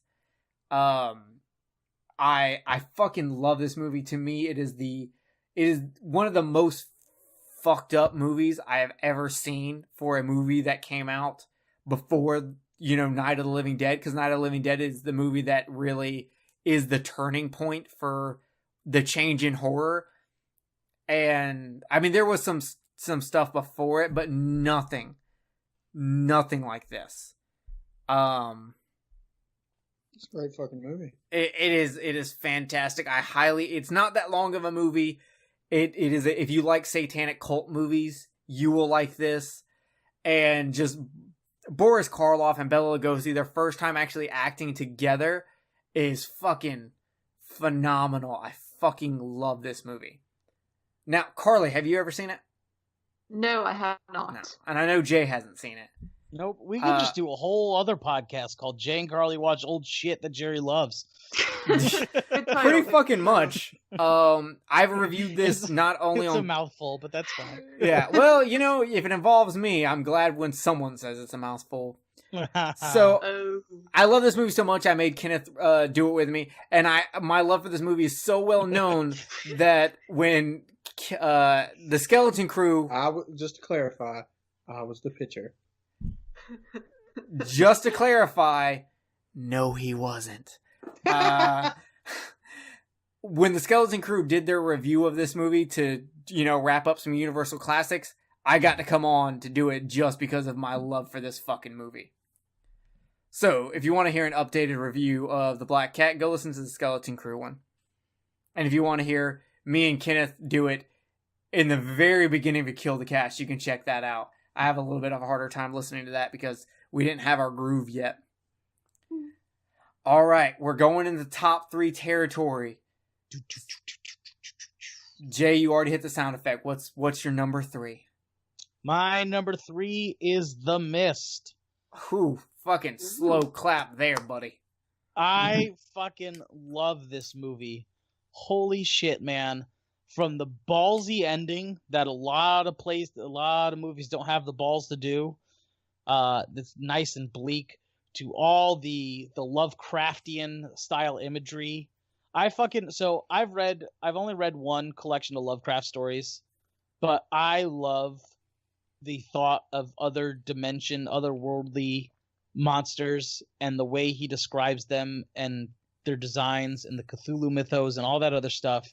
So when a movie does it so well, it draws me in. The acting is fantastic. The fucking Punisher's in it. You can't beat that. The characters, the way that they argue with each other. I'm trying to think of the way to word this. Oh, dude, the fucking aspect of The how dynamics. how crazy a religious person will get in a end of times type scenario, right? And the way that people can use religion to start slowly convincing everyone to take your side when it's highly fucking illogical what they're trying to say. It's another movie where paranoia really fucking gets its grip in. Yes, the action, and then if you have the special edition, there's a black and white cut of the movie that so beautiful. Really just adds another element, another layer of something. I don't even know what the word I'm looking for is. For me, it does better with the special effects. It actually kind of makes the special effects look better because it hides some stuff. It feels like a super serious version of a 60s monster movie at this point when you add the black and white. I think personally I still prefer the color version. Just because I don't have that nostalgic attachment to black and white horror films, but I will say that I watched it in black and white, and I can absolutely appreciate it, and it's a gorgeous thing to witness. And to have a ending that you changed, and the author is like, "Brah, fucking oh, I wish I would have thought of that." Like, you one-upped Stephen King. Yeah, like that doesn't happen very often. And it definitely doesn't happen where he admits you one-upped him. So, in fact, it's the only really time I can think of him actually fucking doing it. So, man, yeah, that fantastic fucking choice. Yeah, so that's man, if you haven't seen this movie, I don't know what the fuck you're doing with your life, but you need to watch this movie. It's one of my obviously it's one of my all-time favorites in my fucking, we're talking about top 10 horror movies here. But just watch the damn movie because it's amazing. And if you get a chance, check out the black and white version because it just adds something. And if you're watching it legitimately, it means you have the special edition. Listen to Frank Darabont's intro to it and why he likes it and why he wanted to do a black and white version because it gives you a better outlook on what you're about to watch. Yes. All right, Kenneth, you're number 3. Trailer Park of Terror. Oh, I knew this was going to be on here. It's so much fun, though, man. I mean, has anybody else seen it besides me and Jerry? No. You should watch it. I mean, it's a movie about these kids, and their bus gets broke down, and they wander into this trailer park, and the trailer park is like full of these people that they committed some crime or something like that. So it's almost kind of like the 2000 Maniacs stuff, but they're stuck in their trailer park and they've got to get a certain amount of souls overnight. And it's got great humor in it. It's got a great soundtrack. The special effects are fucking amazing. I mean, it's fucking hilarious. It's a really good movie. I just don't see it as a top 10 movie. It is for me. But I knew Kenneth was going to put it in there. It's so good. So if you ever get a chance, check it out.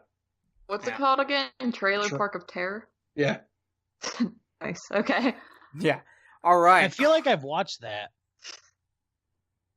It's fucking great. I feel like I've watched that. It sounds familiar, but I'd have to see a clip to know for sure. I think you watched Trailer Park of Anal.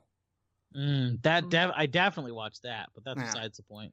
Speaking of anal, Carly, what's your number 3? Excuse me? I didn't know if it would be more offensive to say speaking of trailer parks or speaking of anal. Fair enough. Those were my only segues.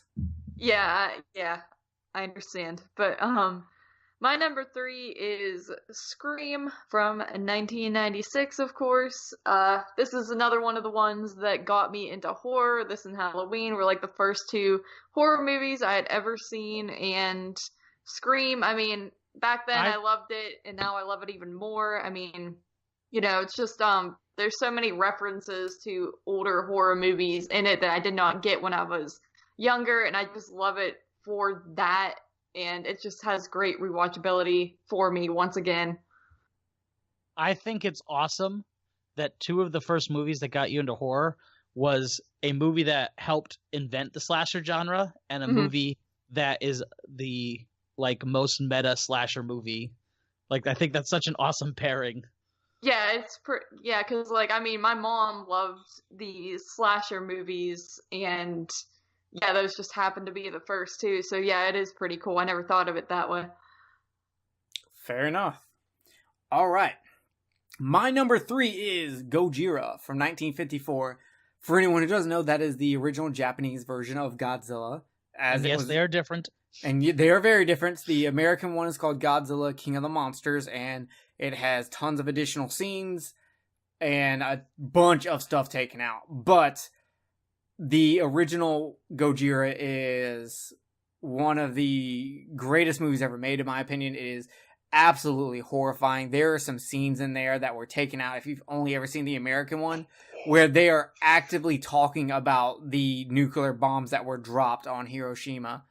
And it's haunting. It really is haunting. If you look into how this movie was made, what they went through, the director Yoshiro Honda actually went through on his way back from his military service, went through the destroyed city of Hiroshima.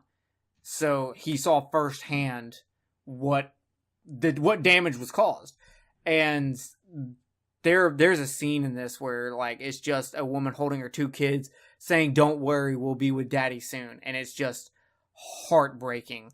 Damn. They legit show, like, you feel because a lot of Godzilla movies, I don't consider them horror, even though they're giant monster movies, because they do not show the impact of human death. This one shows the impact of human death. This one really does hit home. It is a very serious movie. And if you, I don't like these movies because it's just a fucking guy in a rubber suit, you need to sit down and watch the original Gojira and actually show it the respect and pay attention. And you will see how devastating of a film it actually is. I really cannot speak high enough about it, and it's my number 3 when it comes to horror, because it deeply, deeply sits into me how fucking just. If this realistically this movie is the best movie to show what would happen if someone actually bombed your city. So that's it. All right, let's go into number 2. Let's go to Kenneth. What's your number 2? Friday the 13th, Part 7. I didn't know. I was wondering where your Friday the 13th was, and I was starting to think, since you didn't have Hellraiser on there, you wouldn't have a Friday the 13th. Yep, that's it. Part 7. It's my favorite. It was my favorite in the series. I'm not gonna sit here. It's not the best in the series, because Part 4 to me is the best in the series. But Part 7 is my favorite. It's the one that has the most rewatchability for me. It had the best looking Jason by far.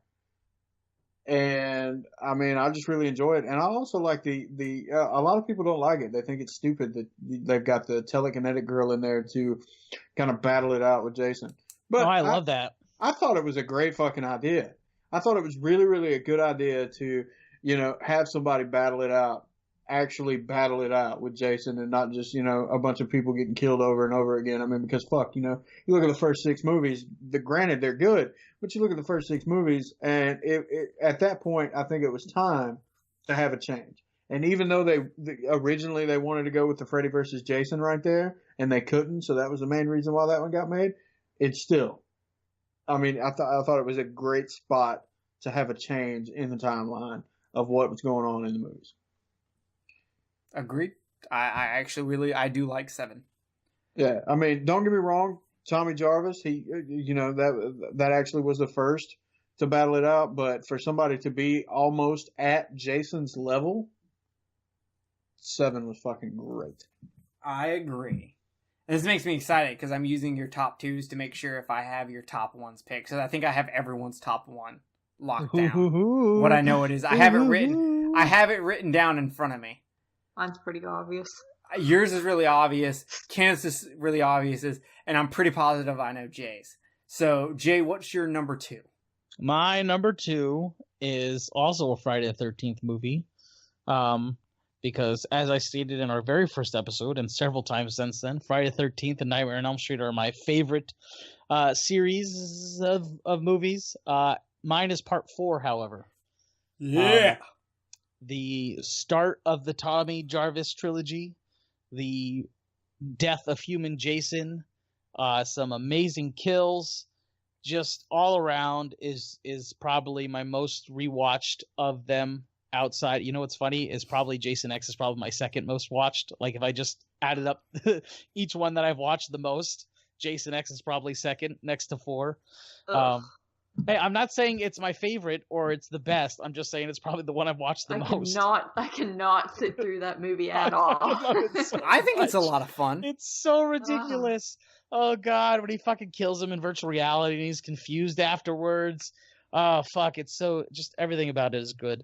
But yeah, so part 4, Friday the 13th part 4, since I can't do the whole series and I can't give my entire top 10 to all of the Friday the 13th and all the Nightmare on Elm Street movies. Fair enough. Friday the 13th part 4 is my favorite. I'm pretty positive I've got your number 1 locked in then. All right.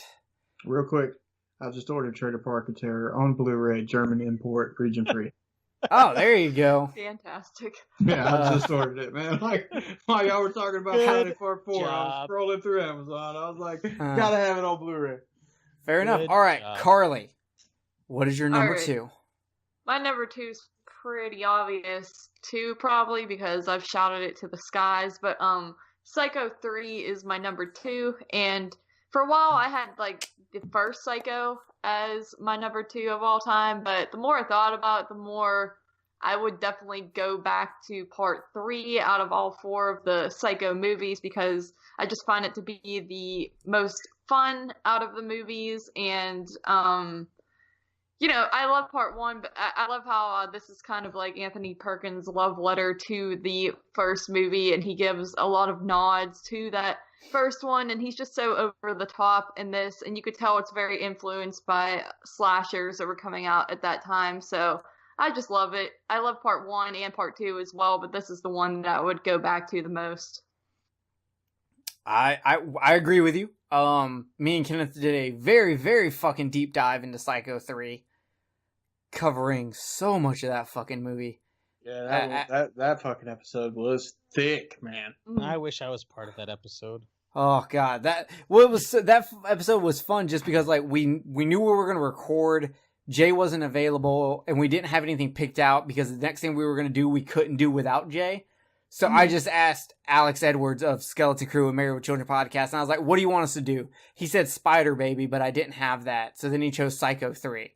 And Kenneth and I sat down and at our own houses and watched Psycho 2 and then Psycho 3 back to back. And then that same day, jumped into Psycho 3. And just as deep as we could get into that fucking movie. Yeah, I think I had like 8 or 9 pages worth of notes. Yeah. Even Alex, who Psycho 3 is his favorite fucking horror movie of all time, said that we outdid him on the Skeleton Crew for Psycho 3. Yeah, I've heard your episode and I've heard the Skeleton Crew's, and I mean, I love them both. Like, any podcast that talks about any of the Psycho movies, I just really always enjoy it. Like, even though you're talking about the same movies over and over again, I don't care. I'll listen to everything. I'm that way with Jaws. I judge people on their podcast of Jaws. Yeah, Carly, who did it better though? Oh, I mean, I love you guys. I can't. You put me on the spot here. I love both the crew and you guys. So. I was about to say because like they all listen to the show. If you, I know. Like we're gonna have like they're all gonna come after you if you say wrong. But that I'll protect you. Yeah, it's okay to pick us. That's okay. There's shows they've done that they've killed us on. So Psycho 3 is just one that I'm just really proud of, just because of how deep we did do it better. We did it better. I love the crew. I'm a crew fanboy. I was on so many fucking episodes of their last year that it's not even fucking funny. So much so that people started including me in tags for Skeleton Crew. And their Black Cat review's better than us, but that's okay because I was on that review. Haha, suck it. All right. So I guess it's to me now. And that would be John Carpenter's The Thing. Nice. We've talked about it before. You can listen to our Alien vs. The Thing show. I love everything about the movie, the atmosphere, the paranoia, the mystery, watching it every time to just try to find a little extra piece of mystery in the background. And like Jay said, there's not much more we can say about it. If you dislike John Carpenter's The Thing, one, you're a fucking communist. Two, I will fucking Marty McFly back in time to fucking try to convince your mom to have some kind of weird illegal Mexican abortion to remove you from this planet, because the planet does not need... He's gonna go back in time holding a coat hanger. Yeah, Mexican. The world doesn't need that kind of negativity in it, is what I'm trying to say. If you don't love John Carpenter's The Thing, you're fucking dead to me. That's all I'm saying. Austin Shoyer of the Woodsboro Brothers would back me up on this. Yeah, you would. Exactly. All right, guys, it is time. The number one movies. Number one. And I've got everyone picked out, so I'm gonna see if I'm right. I've got it written down in front of me, which doesn't matter because no one believes me. You have to get the exact entry correct. I can tell you right now what it is, but I'll let you do it. Okay. But fucking here, I'll tell you what. Here's a picture of, just to prove it. I just sent a picture to our chat for Kill the Cast, which Carly won't see, but that proves that I've got everyone knocked down. So, Jay, go right ahead and tell me I'm wrong. You are correct, sir. Good job. I don't All know right. the other Humanoids of the Deep for Jay? Yes, it is Humanoids from the Deep. No. The remake, actually, that was made for TV. What? Really? Is that a thing? Yeah, they remade that in Piranha. Oh, Lord. That sounds terrible. It is. My number one is Nightmare on Elm Street Part 3, The Dream Warriors. This is the start of what I call the Dream Power trilogy. It's a trilogy within the franchise, much like the Tommy Jarvis trilogy, where all three, number 3, 4, and 5, all link, and they're all about people with abilities inside of dreams, whether it be the warriors, the master, or the child. I've always loved this series. Obviously, it's one of the first ones I've ever seen as a kid.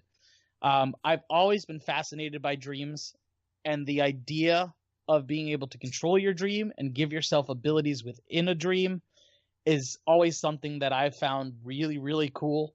And so for my favorite horror movie franchise to explore that, it just makes it my favorite entry. It's a better sequel than number 2 is. Number 2 kind of just stands on its own, whereas this is kind of a direct sequel to 1. We get the return of Nancy. We get the death of Nancy, so that's kind of cool. That should make Jerry happy. It does. And then you've got the nerd kid who can't walk, who's in a wheelchair, who turns himself into a fucking wizard. I like that. I like it. Everything about it is good. I had a joke for this, but I decided not to say it out of respect for your number one. Oh, but I want to hear it now. My favorite position of the Power trilogy is the off position. All right. Hey, it's got a nurse with really nice tits in it, so that's Hey, something. she was in an episode of Married with Children also. Oh, fantastic. Yeah. It's got Lawrence Fishburne when he was going by Larry Fishburne before he became like a serious actor and changed his name to Lawrence, started going by Lawrence. And before his daughter got into porn. It's got one of the best quotable Freddy lines. Welcome to primetime, bitch. Is that the one that has the heroin needles into the arm? Yeah. Yes. I will say that to me is one of the coolest things ever. Yeah, he turns his claws into needles and injects the person with them. It's just, I don't know. That's it. I like it because of that. Fair enough. All right, Carly, what is your number one? Okay. My number one is The Shining. All right, Jay, did I call it? Duh. You called it. Thank you. Yeah, I mean, I've pretty much not kept that a secret. I post it like everywhere, but yeah, I mean, The Shining, it is like a 2.5 hour movie, and I hate long movies, and but for some reason, this is one that just flies by for me. I could put it on at any time. Like, I would rewatch it every night if I had the time, and it just never gets old to me for some reason. I mean, it's like a slower burn movie, too. I don't know what it is. I love it. The musical score throughout it is just so intense, even when nothing's going on. It makes you feel like something bad is about to happen, and I just love Jack Nicholson's performance and the atmosphere and everything about it. That is my movie, and it will always be my number one. Fair enough. All right, Kenneth. Just tell What him, is your Jared. number one? What? Just tell him. It's The Exorcist. Yeah, absolutely. Oh, I knew that. Nice. Yeah, he. Everybody knows it, man. I talk about The Exorcist all the time. It was fucking fantastic. The practical effects that were done in it, for its time, were amazing. The guys did such a great job. Then you've got the whole big amount of lore that comes around with it. You know what I'm saying? I mean, there's all these stories about shit that happened on the set and blah blah blah. You know, that was great.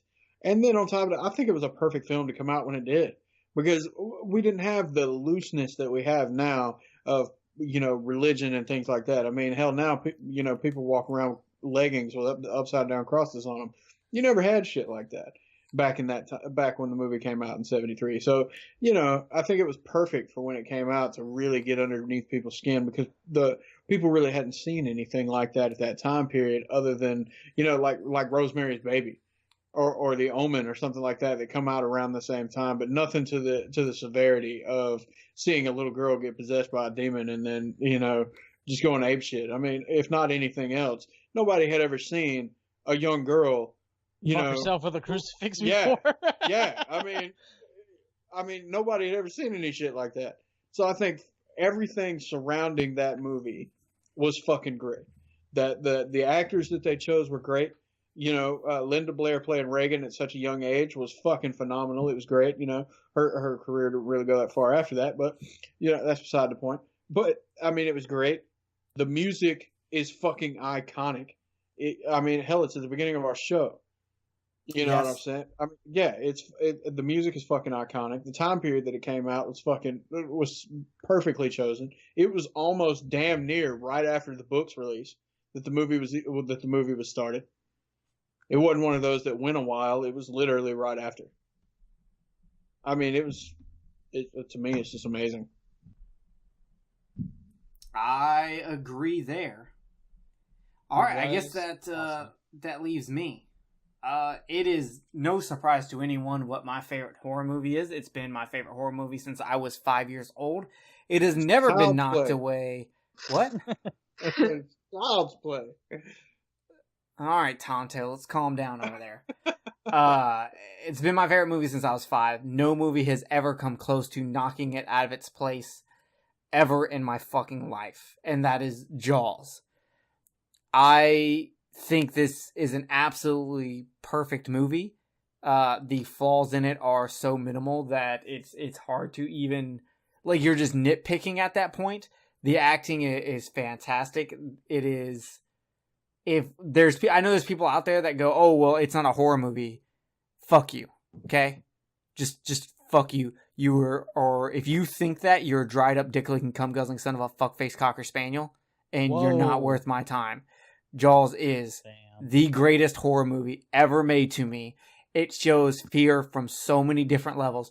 The fear of a child's face, the fear of a parent, the fear of financials, the fear of a town, the fear of losing your job, the fear of being out in the unknown in an uncomfortable situation, trying to deal with a force of nature that has no rules that it has to follow. There's no moral guidelines. It can do whatever the fuck it wants to. It is the greatest creature feature ever made. It's the greatest natural disaster movie ever made to me, because I tend to put natural creatures on a ruck with natural disasters, because to me it is a natural disaster.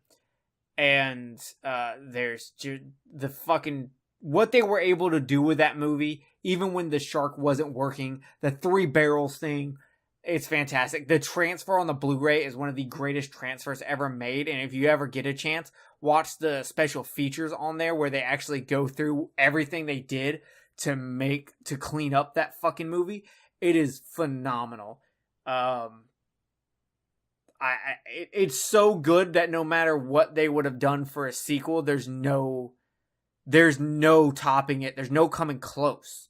I don't think there is another movie that no matter what, you can't improve on it. You just can't. So, with that being said, Jaws is my number fucking 1. And bam! Oh, what were you going to say? I was going to say it's a good movie. Awesome. Yeah, I'm kind of depressed none of you fuckers had Jaws in your list. I don't have a love for it the way you do. Very fucking suspicious. Carly is now the coolest person here, besides me. Well, she my at least window had is it as a open and it's runner-up. winter, so I think I'm the coolest person here. I left it out of my list because I knew it was going to be your number 1, and why should anybody else talk about it other than you? Yeah, it's true. That's clearly why Jerry left Nightmare on Elm Street off his list. I mean, that's the reason why nobody else chose The Exorcist. No, I didn't base anything off my list like that. I know, we're fucking joking. I'm not. I straight up left it out of my list. No, I believe Kenneth. I had Nightmare on Elm Street on the list, but it was Schindler's List. So, all right, guys, that is our top 10. We'd love to know your top 10s.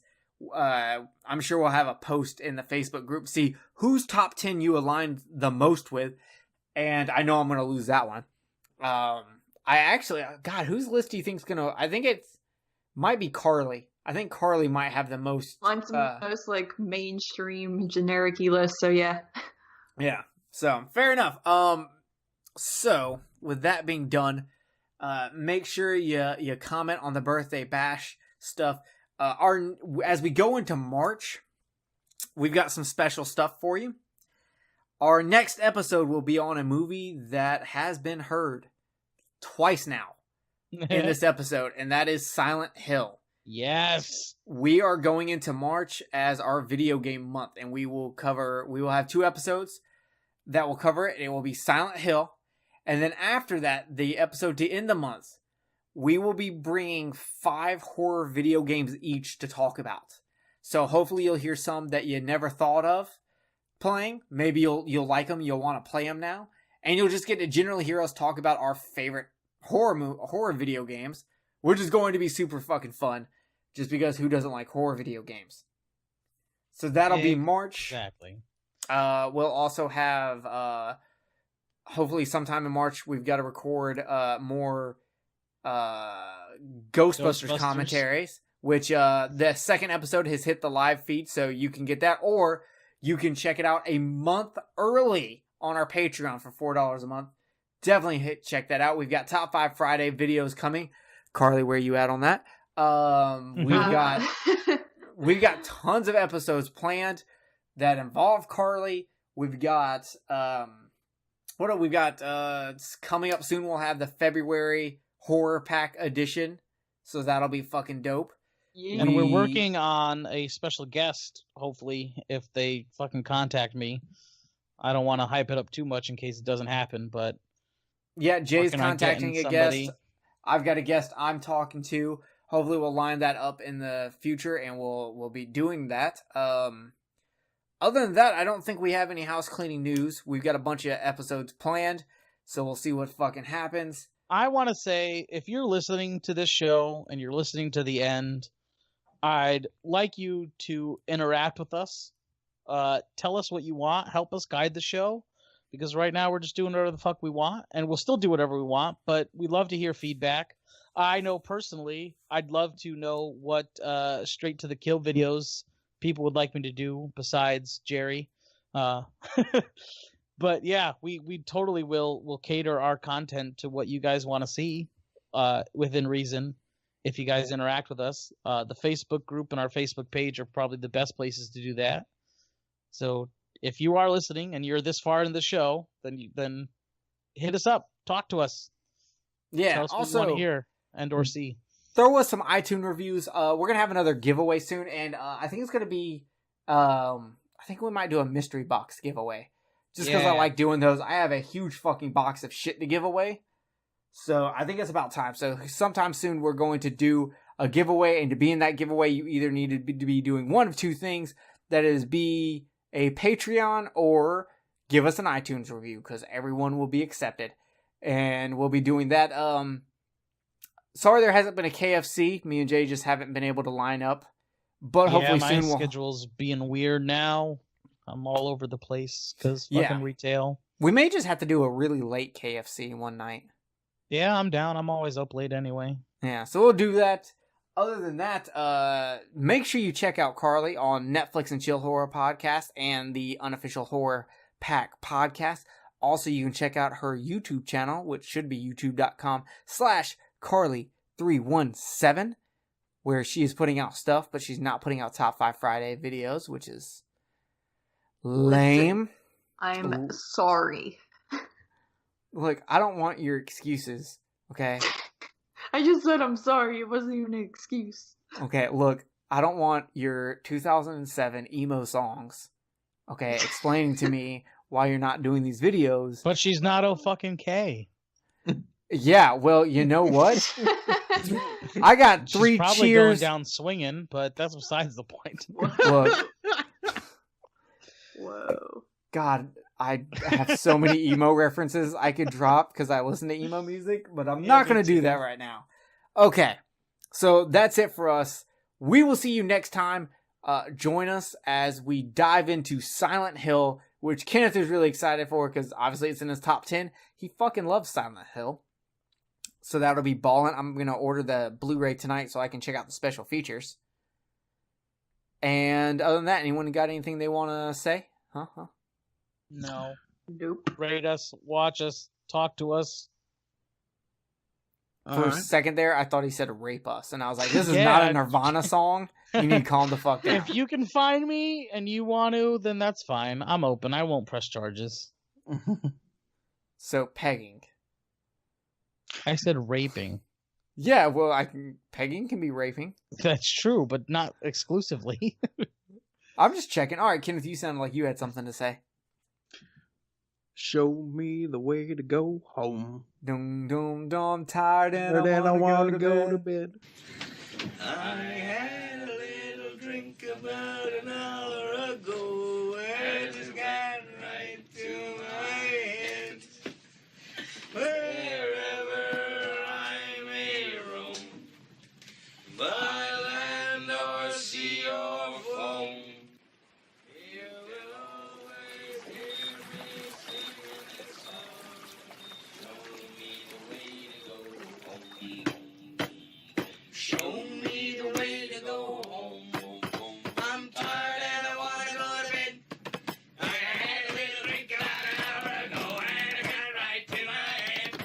Wherever I may roam, on land or sea or foam, you can always hear me singing. Charlie Angels.